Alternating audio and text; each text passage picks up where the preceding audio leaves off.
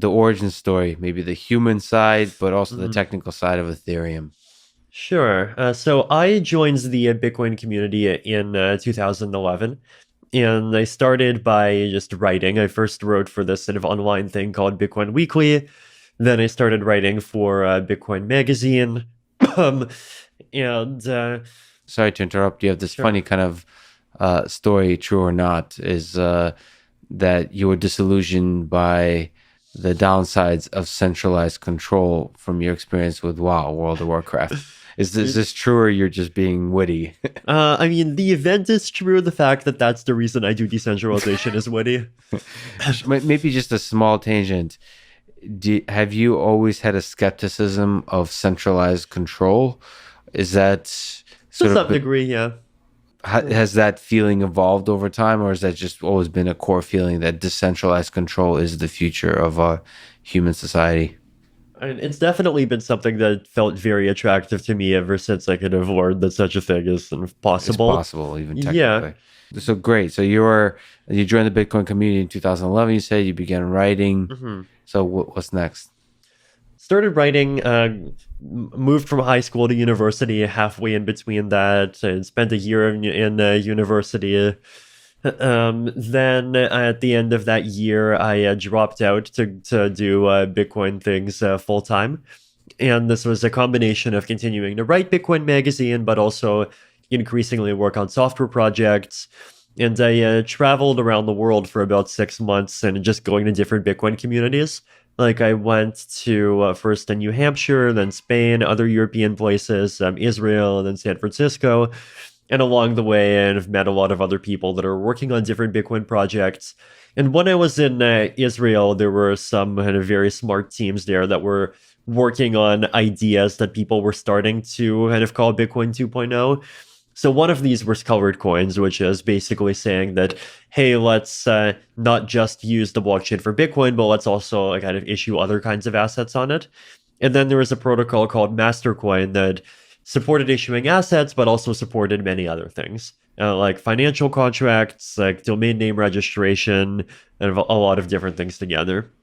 And I spent some time working with these teams, and I quickly kind of realized that this Mastercoin protocol could be improved by kind of generalizing it more, right? So the analogy I use is that the Mastercoin protocol was like the Swiss Army knife. You have 25 different transaction types for 25 different applications. But what I realized is that you could replace a bunch of them with things that are more general purpose. So one of them was that you could replace like three transaction types for three types of financial contracts with a generic transaction type for a financial contract that just lets you specify a mathematical formula for kind of how much money each side gets. By the way, it's a small pause. What's you say financial contract? Just the terminology. What is a contract? What's a That's financial contract? so this is just generally an agreement where kind of either one or two parties kind of put collateral kind of in, and then they, depending on kind of certain conditions, like this could involve prices of assets, this could involve the actions of the two parties, it could involve other things. But they kind of get kind of different amounts of assets out that just depend on things that happened. So a contract is really a financial contract is at the core. It's the core interactive element of a financial system. There's many different kinds of financial contracts. Like there's things like options where you kind of give someone the right to buy a thing that you have for some specific price for some period of time. There's contracts for difference where you basically are kind of making a bet that says like for every dollar this thing goes up, I'll give you $7, or for every dollar the thing goes down, you give me $7 or something like that. But the And main idea that these contracts have to be enforced and trusted. yes, exactly. You have to trust that they will work out in a system where nobody can be trusted. Yes. Mm. This is such a beautiful, complicated system. Okay, so you were seeking to kind of generalize this basic framework of contracts. Mhm. So what does that entail? So what technically are the steps to creating Ethereum? Sure. So I guess just to kind of continue a bit with this Mastercoin story. Sure. So started by kind of giving ideas for how to generalize the thing, and eventually, this turned into a much more kind of fully fledged proposal that just says, "Hey, how about you scrap all your features and instead you just put in this programming language?" And I gave this idea to them, and their response was something like, "Hey, this is great, but this seems complicated and this seems like something that we're not going to be able to put onto our roadmap for a while." And my response to this was like, "Wait, do you not realize how revolutionary this is? Well, I'll just go do it myself." And then What was the name of the programming language? I just called it ultimate scripting. Great.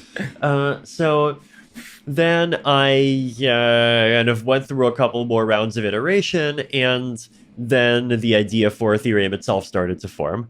And the idea here is that you just have a blockchain where the core unit of the thing is what we call contracts. It's these kind of accounts that can hold assets, and that have their own internal memory, but that are controlled by a piece of code.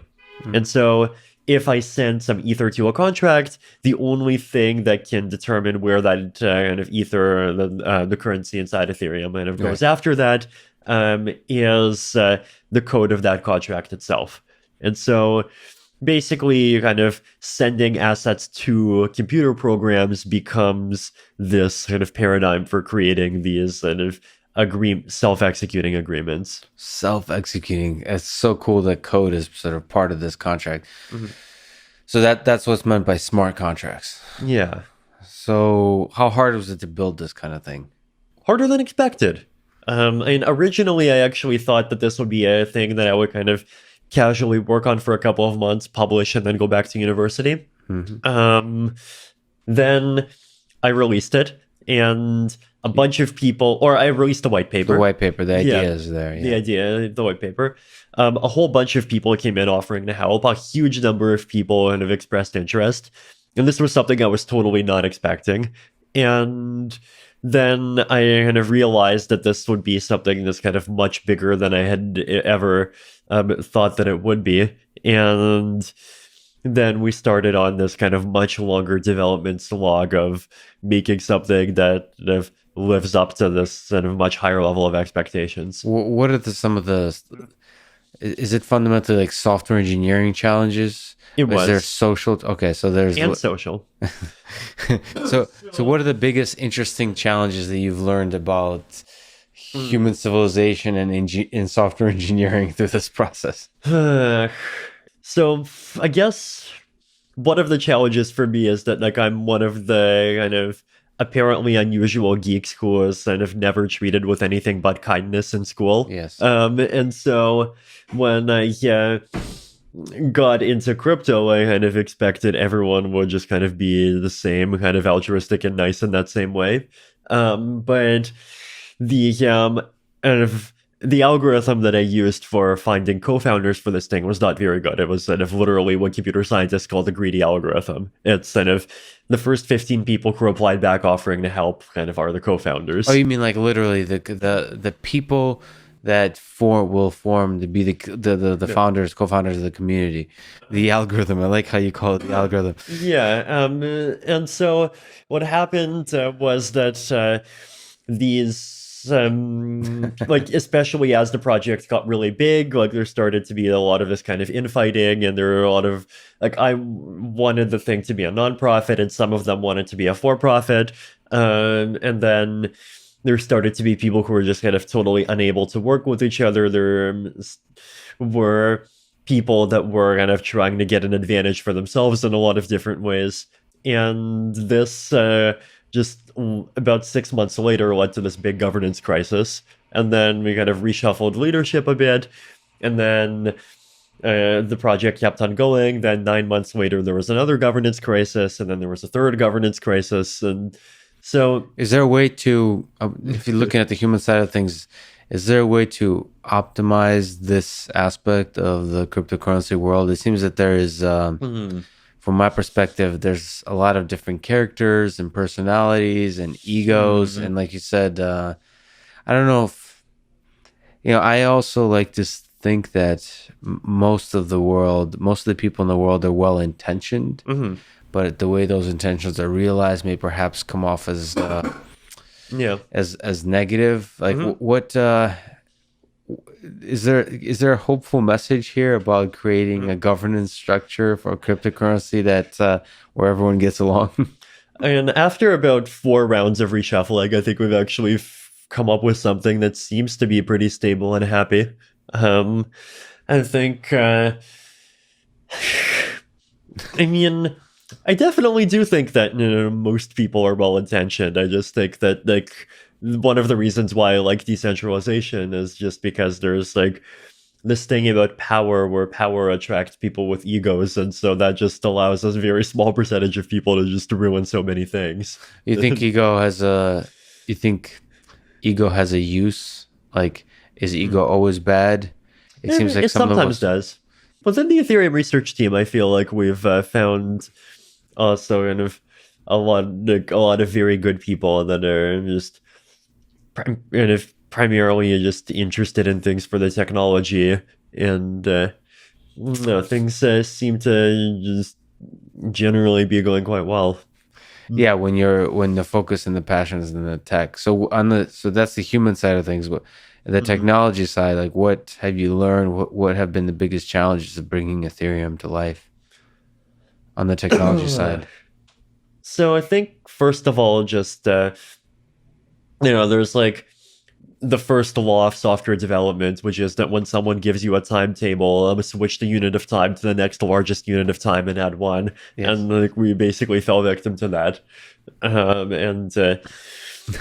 So instead of taking like 3 months, it ended up taking like 20 months to launch the thing. And that was just, I think, underestimating the sheer technical complexity of the thing.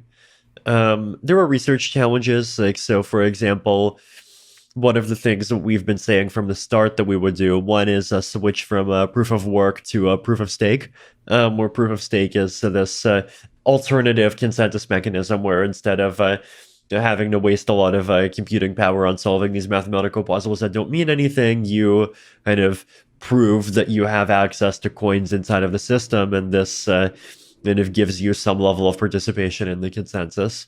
Can you maybe elaborate on that a little bit? I understand the idea of proof of work. I know that a lot of people say that the idea of proof of stake is really appealing. Can you maybe linger on it longer, explain what it is?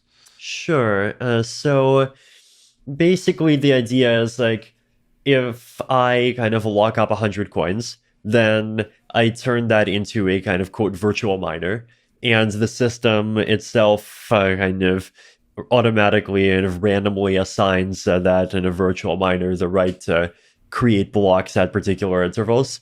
And then if someone else has 200 coins and they lock those 200 coins, then they get a kind of twice as big virtual miner. They'll be able to create blocks twice as often. Right? So it tries to kind of do similar things to proof of work, except instead of the thing kind of rate limiting your participation being your ability to crank out solutions to kind of hash challenges, the thing that rate limits your participation is kind of how much coins you're kind of locking into this mechanism. Okay, so interesting. So that limit of participation doesn't require you to run a lot of compute. Does that mean that the richer you are, so rich people are more like their identity is more right, and this stable, verifiable, or whatever the right terminology is. Right, and this is definitely a common critique. I think my usual answer to this is that like proof of work is even more of that kind of system. Yes, exactly. I didn't mean it in that statement as a criticism. I think you're exactly right. That's equivalent. The proof of work is the same kind of thing, but in the proof of work, you have to also use physical resources. Yes, and burn computers and burn trees and all of that stuff. Is there a way to mess with the system of the proof of stake? There is, but you will once again need to have a very large portion of all the coins that are locked in the system to do anything bad. Got it. So yeah, and just to that, maybe take a small tangent. One of the criticisms of cryptocurrency is the fact that I guess for the proof of work mechanism, you have to use so much energy in the world. Yes. is one of the motivations of proof of stake is to move away from this? Definitely. Like, what's your sense of the? Maybe I'm just underinformed. Is there like legitimately environmental impact from this? Yeah. So the latest thing was that Bitcoin consumed as much energy as the country of Austria or something like that. Yeah. Yeah. And then Ethereum is like right now maybe only like half an order of magnitude smaller than Bitcoin.